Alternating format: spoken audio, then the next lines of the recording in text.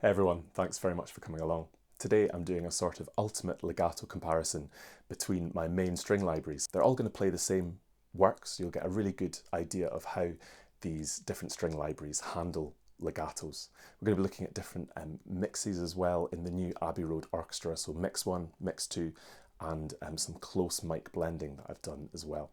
So hopefully by the end of this video you'll have a good sense of how these different libraries kind of do legatos. We're going to start with Mix 1 by Abbey Road Orchestra. Before I do that, I'd really appreciate it if you would give this video a little like and a subscribe. It would really help me out. So let's get fired in with Abbey Road Orchestra, Mix 1, playing this short piece that I've written for this legato strings experiment.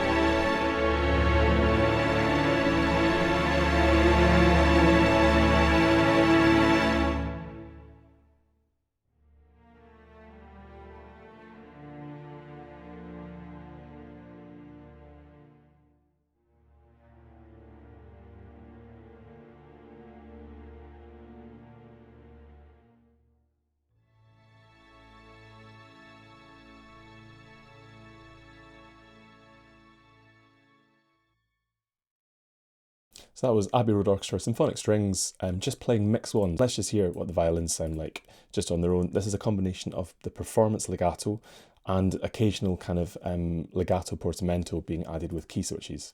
So let's just hear how this sounds.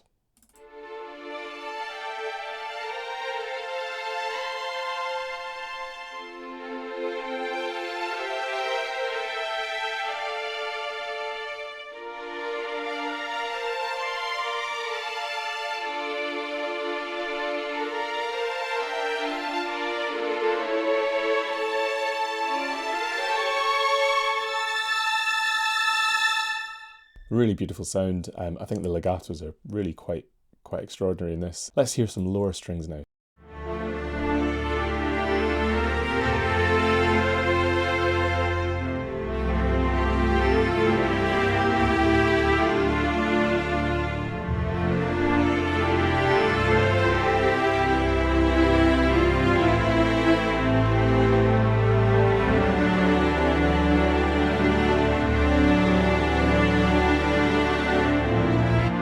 Yeah, really beautiful sound, very rich and sonorous. Again, that's all just performance legatos for most of it. And then towards the end, we have some very high cello writing. This is a really beautiful colour.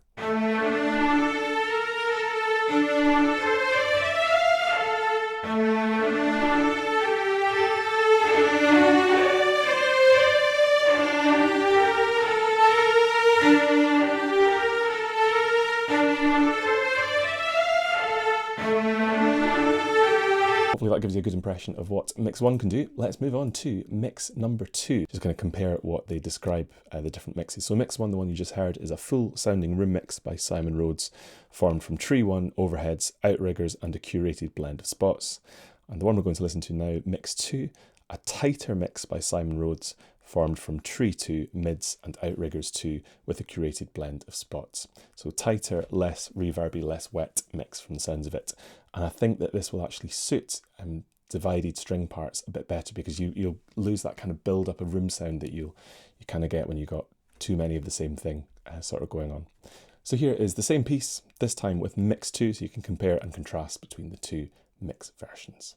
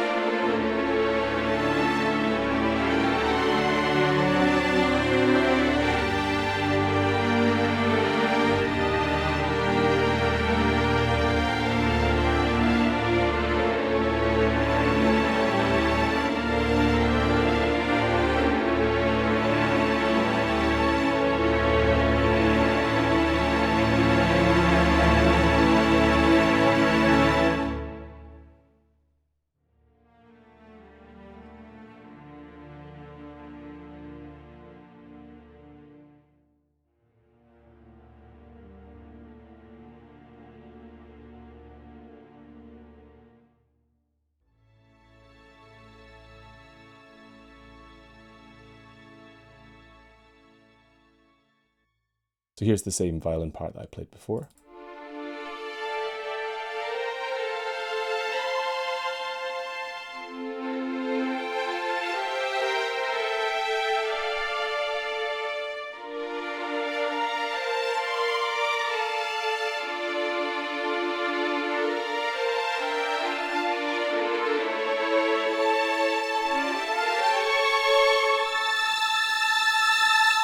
Certainly tell it's drier and I would say more detailed. You can certainly hear a lot more detail in it. And here's the same part again with the lower strings this time.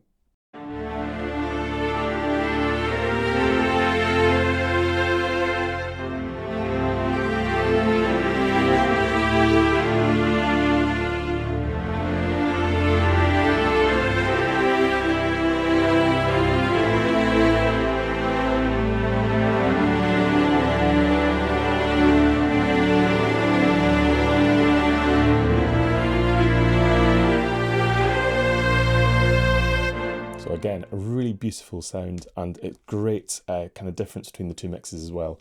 You can really tell this is a lot drier and kind of a much more direct kind of sound, which I think, as I said before, does sort of suit Divisi strings a little bit more. So if you didn't have a machine that could handle lots of RAM and lots of close mics, I would recommend Mix 2 if you are going to be doing some Divisi strings, and Mix 1 if you're just using one instrument per part, perhaps. So anyway, that is Mix 1 and Mix 2. The kind of basic mixes that come out the box with Abbey Road Orchestra strings. Okay, so we're moving on to the final Abbey Road Orchestra symphonic strings version, which I'm going to do of this piece before moving on to Cinematic Studio strings. And what I've done for this one is I'm starting to blend close mics together. And this is what I would do if I was going to blend it with other libraries and using reverbs to make them all sound like they're in the same space. So at the moment, all the A's, so violin 1A, 2A, viola A, cello A, bass A, are using the close mics, and all the B's are using the close ribbons.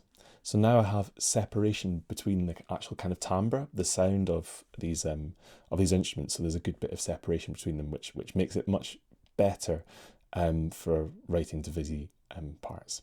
Just to say, we now have almost 20 gigabytes of RAM loaded, which is absolutely fine for my Mac Studio, but this is where, when you want to go down the kind of routes of using all the different mic positions and stuff, you are going to find that your RAM is going to be eaten up quite quickly. In Mix 1 and Mix 2, I was just showing you the completely bare, unprocessed thing. What I should say though is I was adding to each of them 12 decibels of gain. I forgot to say that before.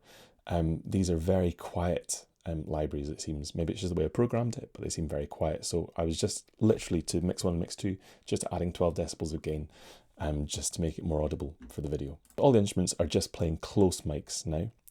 And I'm doing a little bit of EQ on all the close mics. And I'm using Panbox to put the dry signals in their place, as it were. And then I'm sending it off to 2 reverbs. And the first reverb is this Oxford reverb for close reflection. And then I'm using an altiverb, I think it's Mechanics Hall. And I've turned off the early gain in that so that it's just the tail that's being heard. And I'm controlling the early reflections with this Oxford reverb.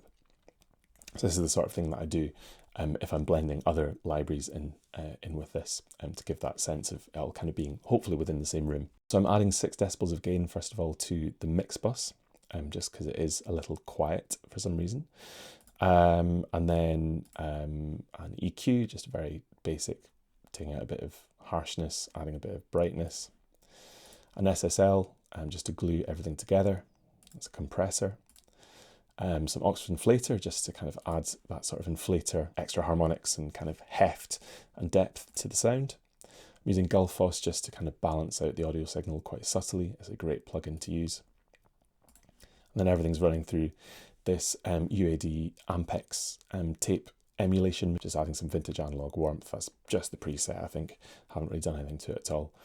So here is Abbey Road Orchestra, and this is the close mic blending version of the same piece, exactly the same programming, just with these close mics and a bit more processing now.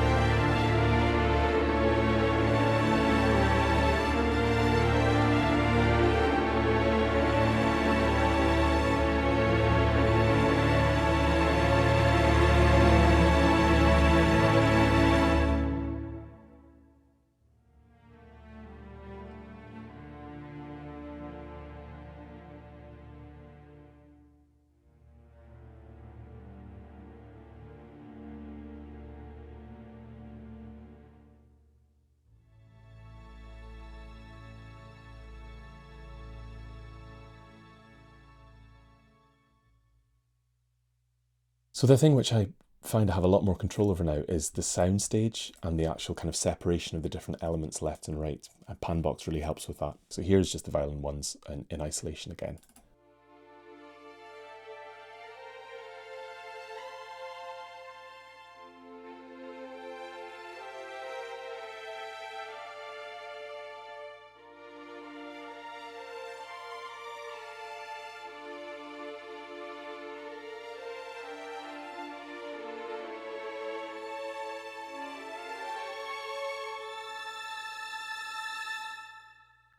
Which I think is a really beautiful sound. And here's the lower strings.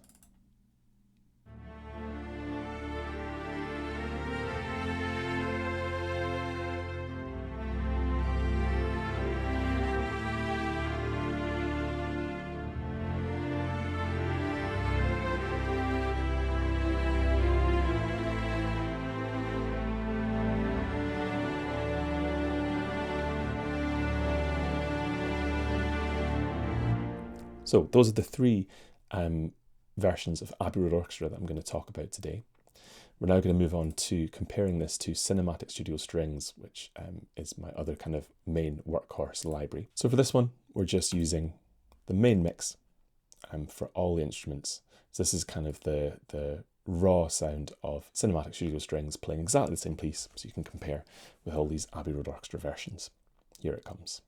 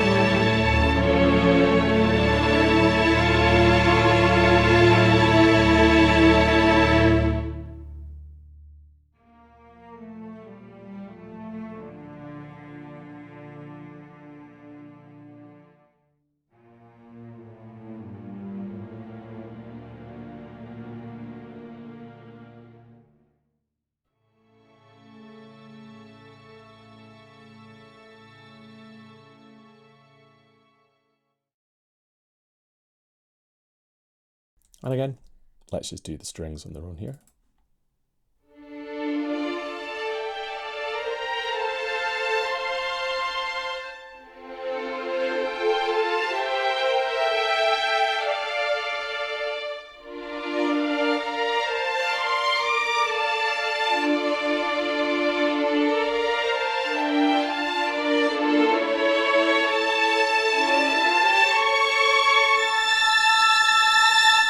So I need to pay a little bit more attention to detail to the ends of some of these notes.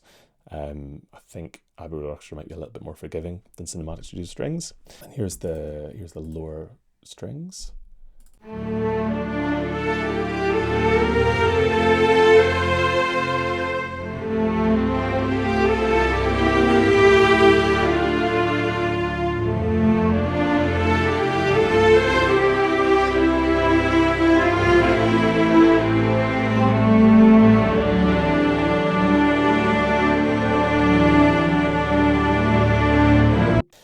Let's just skip on to a little bit at the end and just hear the cello again, just in this kind of higher passage.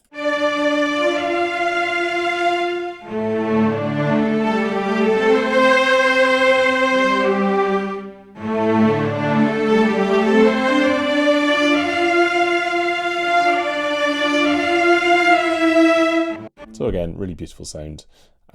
Has that real kind of searing, soaring, yearning sort of cello sound, which is great.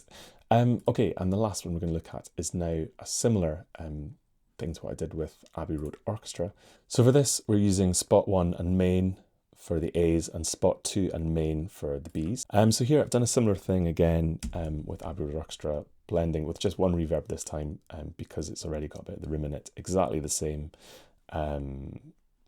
mix bus. This is Cinematic Studio strings, a blended mix of the close and the main mics. And let's just see how this sounds in comparison with all the other recordings that we've heard.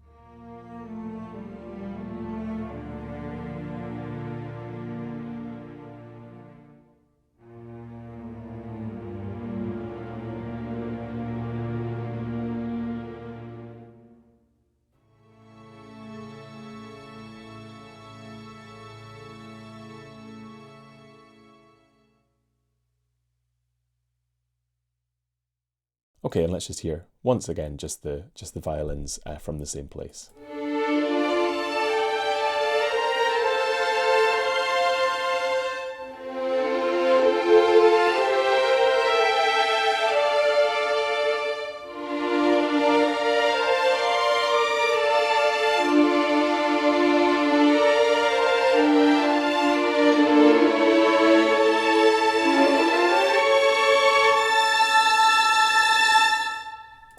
Really great sound, very direct tone to it again when using the close mics. Gives that real kind of directness to it. Very detailed sound, which is wonderful. And again, let's just try the lower strings again, just from the same place, just so you can compare them in isolation.